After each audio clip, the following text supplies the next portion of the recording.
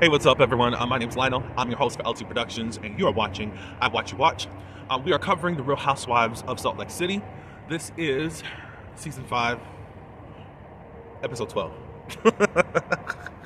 Y'all can correct me in the comments if I'm wrong with the episodes. I'm trying to keep up. Good season, though. Anyways, I appreciate everyone for coming to my channel for support. I thank each and every one of you. Please like this video to help this channel grow and to let me know that you love me. And you can subscribe if you are not subscribed as of yet. And leave your comments below. Now let's get into this episode. Okay, so we start off, and this whole episode is at Meredith's bar mitzvah. Meredith did a really good job with her spread, and someone tweeted, like, finally Meredith showed up after 11 episodes. That I guess she realized that she was a housewife.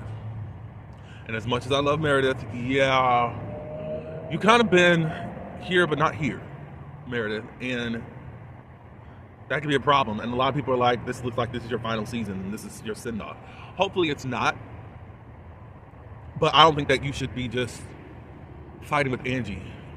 The fights aren't really matching, and y'all still got all this stuff going on that's not really making sense, and it doesn't really land.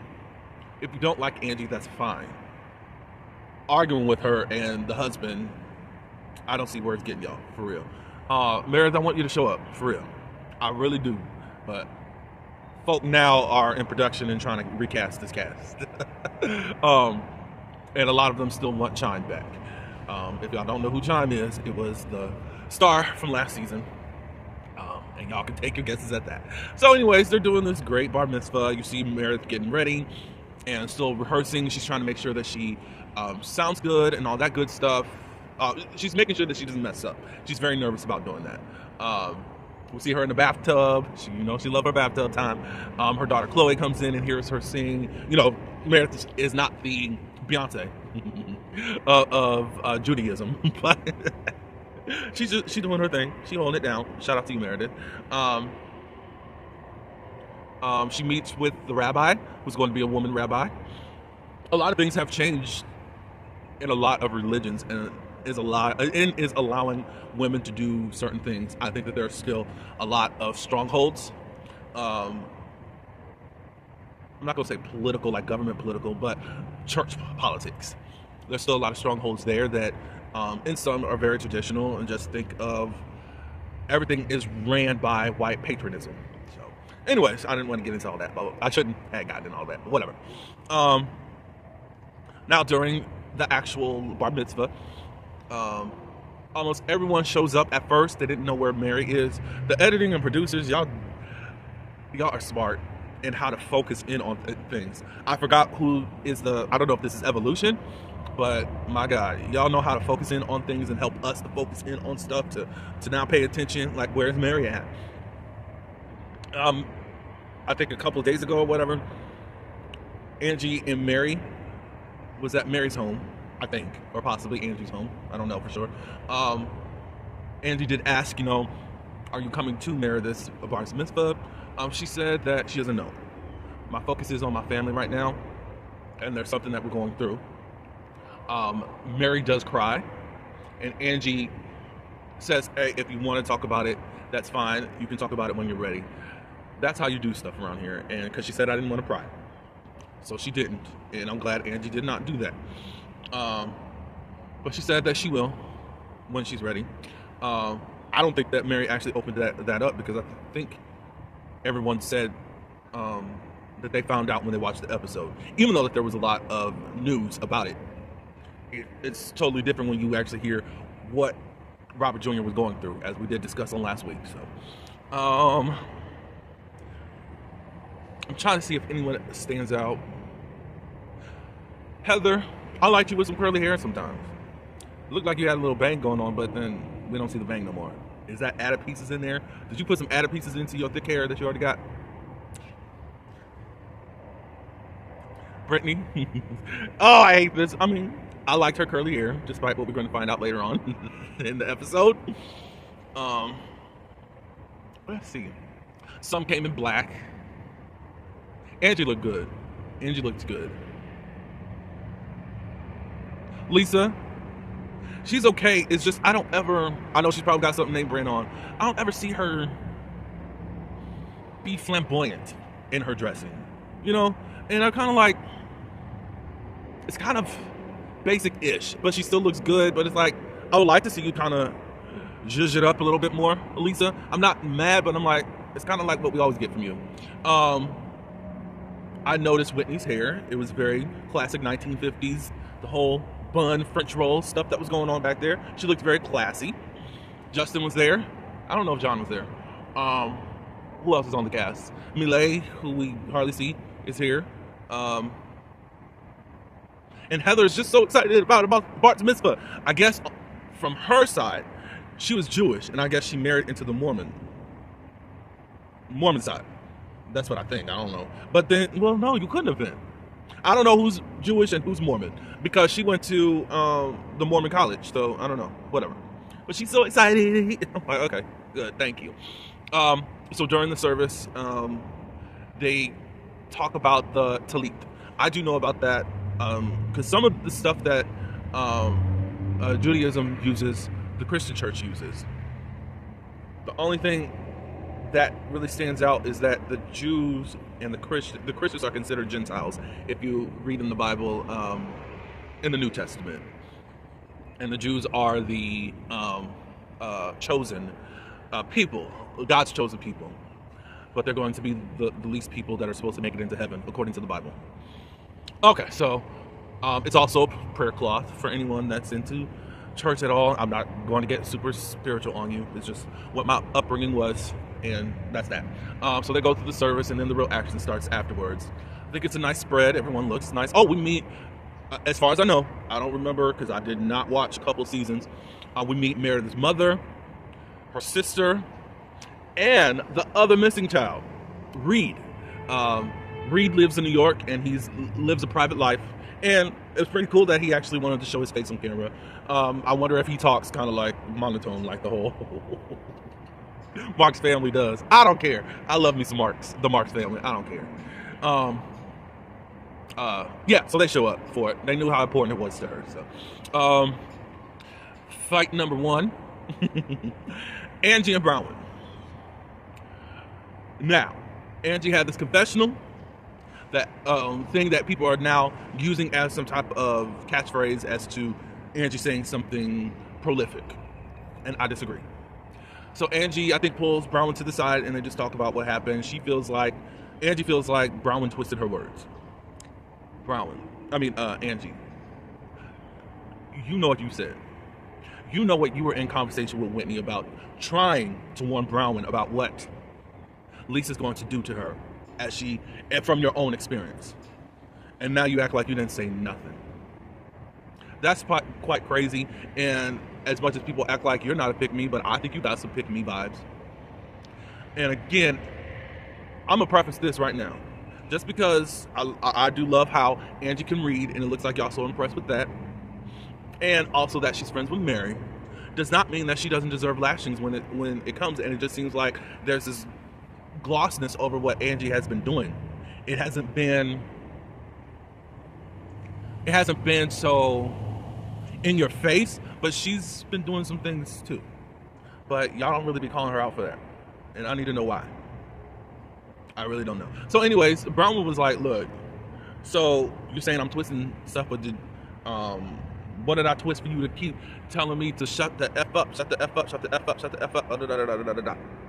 And Angie says, but Brownwood said, we can't move forward until I at least get an apology. And Angie was like, if this makes you feel good, I apologize. And Brownwood said, F your apology. And I agree with her. Now, everybody online is acting like Angie was in the right, and she was apologizing. One thing, don't do with me, don't patronize me, and don't be sarcastic with me. Either you have a genuine apology for me, or you don't have an apology for me. And it looks like anyone that has been on this show thinks they're going to treat Brownwood any type of way, and she's here to tell you no. No. Heather won't apologize to her. Angie really won't apologize to her. Y'all can say what y'all want to say, get in the comments, and we can go forward, go with it. I mean, I don't dislike Angie, but I also can see where Angie be doing stuff too. And hopefully, whomever I do get in the comments with, that we can actually have some good dialogue. You know, I don't hate her at all. I just see her sometimes. My eyes on her too. And because there's people that now are saying that, oh, now they see that Heather was right. Heather was right about what? Now, y'all were too stupid to tell Brown stuff because she's gonna run back and tell it. I don't think that I mean, this is what this show is about. Really, Brown is trying to show Salt Lake City what Salt Lake City acts like. And y'all ain't catching it at all. And now you got major beefs, and now y'all think that she's just the devil and she's just like Chime. No. And she's gonna show you a little bit more. And Brittany was just stupid and gullible to say certain stuff about Angie. That comes up in just a minute. I don't know who, Meredith and Mary, they make up. They apologize to each other. I guess they heard each other out. Now, I need to know why people on social media made the whole Mary and Meredith thing falling out such a big deal. If all it took was 2 episodes for them to get it right. Because I really liked Mary and Meredith. I think that there's probably some repairing that has to be done because probably the trust level is not there. But I mean, no. It's cool. I didn't think that Mary owed her an apology, at least for however she felt. But I think that Mary was like, look, I can't deal with this. I got my own stuff going on. Let bygones be bygones. And we just love each other. And let me get back to my son as soon as we quit recording. Let's see. I don't know who was next. Whitney does feel a way about Brown, saying stuff to Heather, trying to get in her relationship. Heather, she goes to Heather and she says, hey, da da da da. You know, Brown just twisted things. For some reason, Heather thinks that both of them are integral to each other and they don't really talk about each other behind their back. So then what was the conversation for? I don't like bad weather. So that's why I'm like, okay, what was the conversation for? Heather already told you that she wasn't really paying attention to what Brown said. She doesn't trust Brown whatsoever. So what was the conversation for? For some reason, Lisa gonna put her neck in the whole situation. And I'm like, no, that's a lie. That's a lie about whatever Brown was saying. So is this your attempt to stick up for Brown, Lisa? Or did you just want an argument with Whitney? It didn't make any sense. Not to me. It didn't make no sense to me. So then Lisa was like, well, you're a liar. And of course, Whitney's like, don't call me a liar. So she said, well, let's bring the 2 liars over and we're going to see who's actually lying. I think Brown came over. I think Angie came over. But then before Brown and Whitney could really confront each other, Brittany came over. And then Angie and Brittany started having a conversation about how she feels about what Angie keeps saying, like she's doing all these men. Ma'am, you volunteer a lot of conversation, and I don't see your children ever making amends with you. I don't know what happened to you in your day as to why you worship men the way that you do. Your background doesn't make any sense. You had your father in your life, and for you to keep running after men for this validation, I don't know if something happened to you when you were younger or in school, but the way you devalue yourself and the way you disrespect your offspring for a man, the way you don't mind humiliating yourself in the name of a man, is quite pathetic. A lot of people are starting to love you. I just can't respect you. Like, and you on a Housewives show, and since everybody's just so, you gotta have a man, you should have all this and all this criteria as a housewife.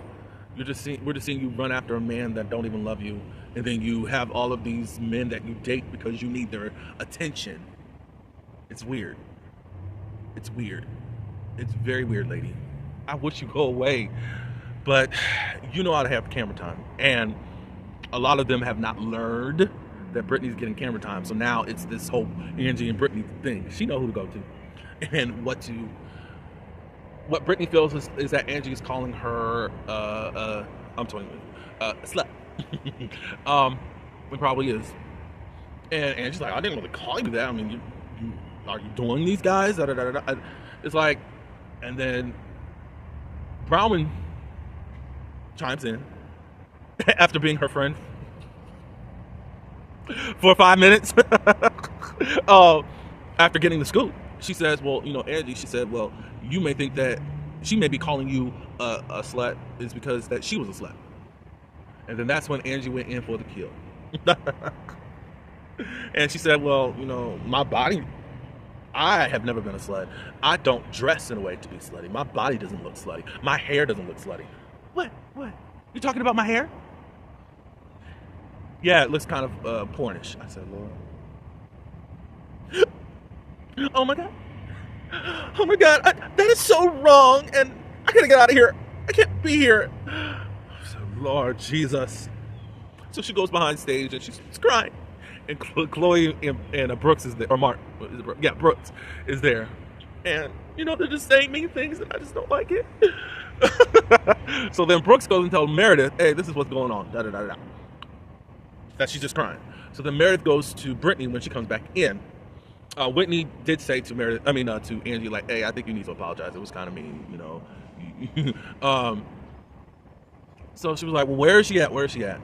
So Brittany comes back in and you just say, I have slutty vibes. Anyone that would throw away their children for a man, and I'll leave it there,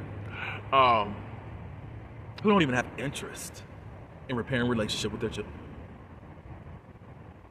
Okay. So at some point, after Meredith's hearing what's going on, she ends up throwing Angie out. Meredith, I do feel like you did that as some clapback to regain power. She felt like it was wrong for degrading women. It's just sick. Get out, security! In a way, I'll just say, in a way, it's like, well, at a religious type of event, why would y'all be talking about all this slut shaming and stuff? I get that part. I think you should have said, hey, let's change the subject. We're not going to do that. Y'all need to apologize and work that out. Of course, Angie's like, well, where's Brett? Oh, and then Angie's feeling offended, and then the security guards come over, like, look, I'm just 100 pounds. You don't need to escort me out. I will escort myself out. Angie wanted to get the last laugh in the scene. And so she was still trying to talk with Meredith and all that stuff. Meredith already told you to leave, Angie. Go. So then they somehow grabbed Brittany's coat, and she said, that's not my coat, that's Brittany's coat. And she threw it on the ground. I'm like, ma'am, that's not cool either. So then she goes out there. Lisa comes out there to comfort her, and Angie's like, I'm sick of this. I'm like, Angie, if you would have just apologized, possibly. But I don't think that Meredith was not going to budge as far as kicking you out because she wanted that type of sweet revenge against you. Then she's like, well, bring Meredith here, and we can just have it out, just work it out. Da, da, da, da, da. And we hear Meredith's mom saying, you haven't spent much time with mom, so go talk with her. So she's doing her thing and all that, So then Angie and all them, they leave. And Lisa and Meredith was like, look, Lisa's talking about this trip that she's planned that is going to be so good. You guys have never really seen me plan anything before. It's going to be awesome.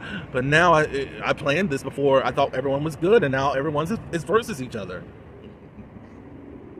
Lord, she's so self-absorbed, and it's kind of funny at this point. I chuckle at it, so hopefully y'all do too. That's all I do have. Another entertaining episode. The slut shaming should not have happened at a religious function. But, of course, Angie is the one that's going to be wronged. And she's going to keep this up and fight with folks that are so crazy. Even though Brittany asked for it because she wanted that smoke. Brittany wanted that smoke. She thought she was going to talk all this stuff. And Brown, where y'all are trying to say that Brown was that Heather's proven right. No, this is what's up. Brown and Brittany are friends. Brittany started running her mouth. For whatever reason, she thought that Brown was her friend. That's so crazy. No, y'all was hanging together. And y'all... So many of these women on Housewives, especially Utah, they're still in high school. If y'all don't get it, it's so weird. Anyways, that's all I got. Let me know in the comments how you feel. I appreciate your support. Like this video, subscribe. Until the next one, peace.